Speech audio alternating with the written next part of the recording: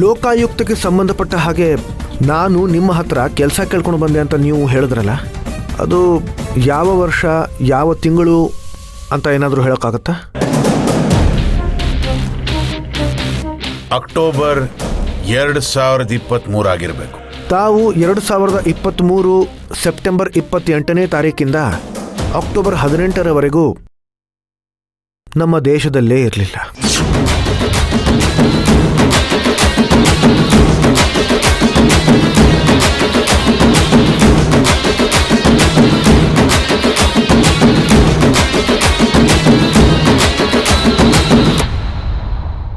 ನಮ್ಮ ಗೃಹ ಮಂತ್ರಿಗಳ ಜೊತೆ ಪ್ರವಾಸದಲ್ಲಿದ್ರಿ. ಅದಕ್ಕೆ ಸಂಬಂಧಪಟ್ಟ ದಾಖಲೆ ಪತ್ರ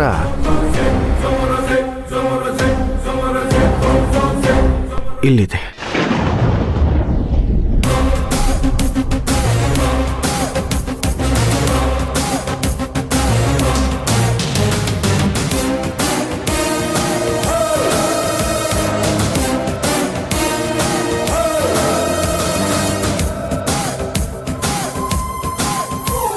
ಅಕ್ಟೋಬರ್ 18 ಆದ ನಂತರ ತಾವು ಮತ್ತೆ ಭಾರತಕ್ಕೆ ಬರ್ತೀರಾ. ಉತ್ತರ ಪ್ರದೇಶದ ಸಾಂಸ್ಕೃತಿಕ ಕಾರ್ಯಕ್ರಮದಲ್ಲಿ ಭಾಗಿಯಾಗ್ತೀರಾ. ಅಕ್ಟೋಬರ್ 24ರಿಂದ ನವೆಂಬರ್ 2ನೇ ತಾರೀಕಿನವರೆಗೂ ತಮ್ಮ ಊರಿನ ಯುವ ಮೇಳದಲ್ಲಿ ಪಾಲ್ಗೊಳ್ಳುತ್ತೀರಾ.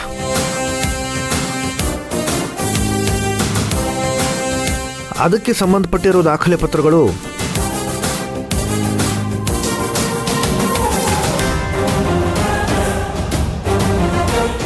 ಇಲ್ಲಿವೆ.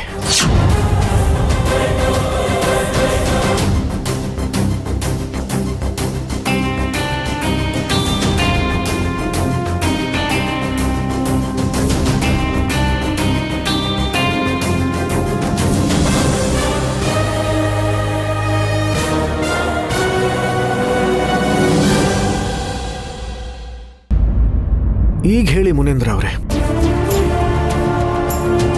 ಇಷ್ಟೊಂದು ಕಾರ್ಯನಿರತರಾಗಿರೋ ನಿಮ್ಮ ಹತ್ರ ನಾನು ಕೆಲಸ ಕೇಳ್ಕೊಂಡು ಬರ್ತೀನ? ಬರೋದಕ್ಕೆ ಸಾಧ್ಯನಾ?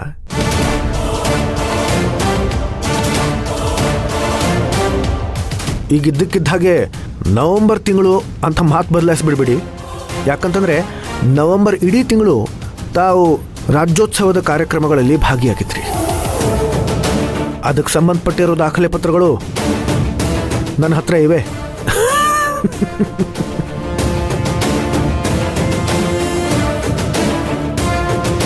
ತಾವಿನ್ನೂ ಹೊರಡಬಹುದು.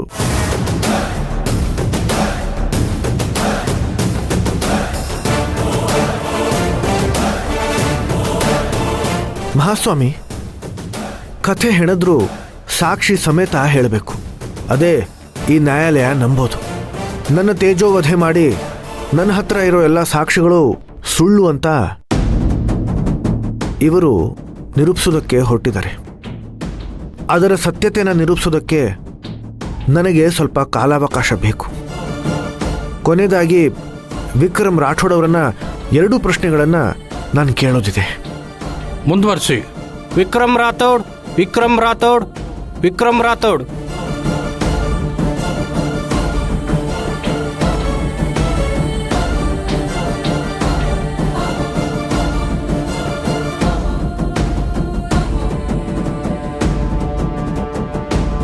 ತಾವು ಕೋಲಾ ಕಾರ್ಖಾನೆ ಶುರು ಮಾಡೋದಕ್ಕೆ ರಾಕೇಶ್ ಅವರನ್ನೇ ಪಾಲುದಾರನ್ನಾಗಿ ಮಾಡೋದಕ್ಕೆ ಯಾಕೆ ನಿರ್ಧಾರ ಮಾಡಿಕೊಂಡ್ರಿ ಅಂತ ಕೇಳಬಹುದಾ?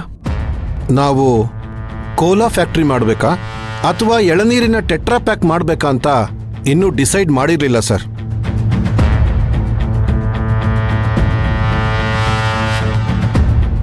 ರಾಕೇಶು ಸ್ವಂತ ಬಿಸ್ನೆಸ್ ಮಾಡಬೇಕು, ತನ್ನ ಕಾಲ ಮೇಲೆ ತಾನು ನಿಂತ್ಕೋಬೇಕು ಅಂತ ಡಿಸೈಡ್ ಮಾಡಿದ್ದ.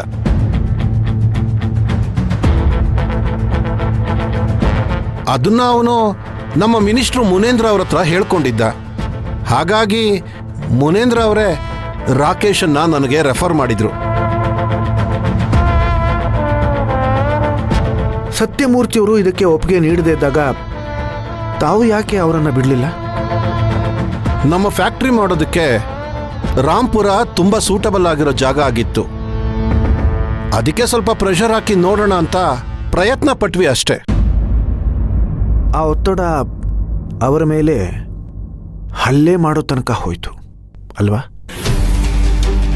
ನೋಡಿ, ಅದೊಂದು ಆಕಸ್ಮಿಕ ಘಟನೆ, ಉದ್ದೇಶಪೂರ್ವಕವಾಗಿ ನಡೆದಿರುವಂಥದ್ದಲ್ಲ. ಇರಲಿ, ಈ ವಿಚಾರದ ಬಗ್ಗೆ ನಾನು ಆಮೇಲೆ ಮಾತಾಡ್ತೀನಿ. ತಾವಿನ್ನೂ ಹೊರಡಬಹುದು.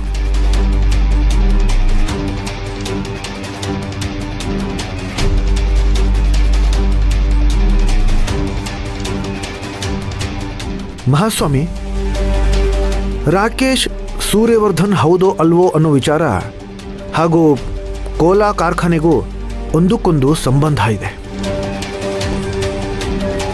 ಯಾಕಂತಂದ್ರೆ ರಾಕೇಶ್ ಅವರು ಪದ್ಮನಾಭ್ ಅವರ ಅಳಿಯ, ಮುನೇಂದ್ರ ಅವರ ಆಪ್ತ, ವಿಕ್ರಮ್ ರಾಠೋಡ್ ಅವರ ಪಾಲುದಾರ. ಇವರೆಲ್ಲರೂ ಸೇರಿ ನಡೆಸ್ತಾ ಇರೋ ಈ ವ್ಯವಹಾರದಲ್ಲಿ ರಾಕೇಶ್ ಅವರಿಗೇನೆ ಹೆಚ್ಚಿಗೆ ಲಾಭ ಇರೋದು.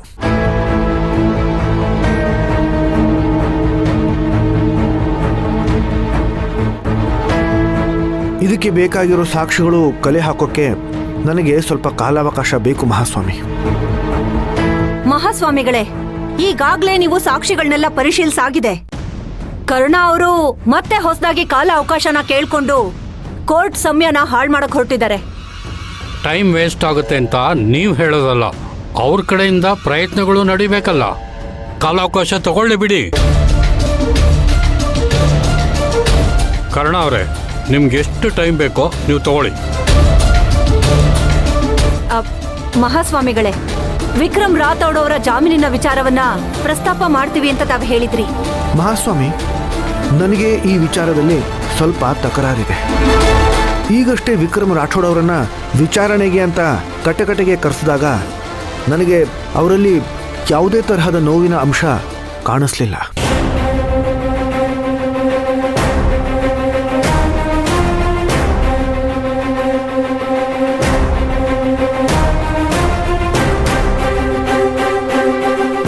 ಹಾಗಾಗಿ ಇವರು ಆರೋಗ್ಯದ ತಪಾಸಣೆ ಮಾಡಿ ಮತ್ತೆ ಅರ್ಜಿ ಸಲ್ಲಿಸಿದ್ರೆ ಒಳ್ಳೆಯದು.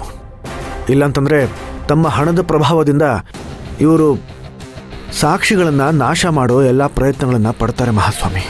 ಕಾತ್ಯಾನಿಯವರೇ, ನೀವು ಕೊಟ್ಟಿರೋ ಮೆಡಿಕಲ್ ರಿಪೋರ್ಟ್ಗೂ ವಿಕ್ರಮ್ ರಾಥೋಡ್ ಅವರ ಆರೋಗ್ಯ ಪರಿಸ್ಥಿತಿ ಇಂದಿಗೂ ಬಹಳ ವ್ಯತ್ಯಾಸ ಇದೆ.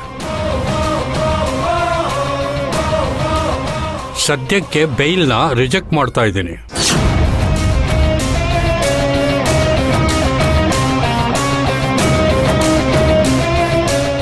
ಮುಂದಿನ ಡೇಟ್ ಕೊಡಿ. 18th March for arguments.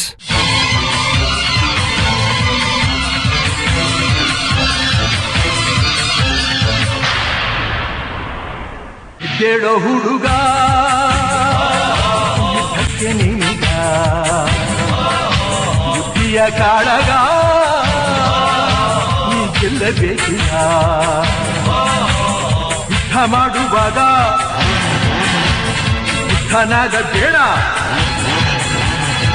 ಜಯವಿದೆ ಜಾಣ್ಮೆಗೆ, ಫಲವಿದೆ ತಾಳ್ಮೆಗೆ. ಸಾವಿಗಾಗಿ ಅಂಜಬೇಡ, ಎದೆಯ ಒಳಗೆ ನಂಜು ಬೇಡ. ನ್ಯಾಯಕ್ಕಾಗಿ ಕೊಂಚಿ ನಂಜ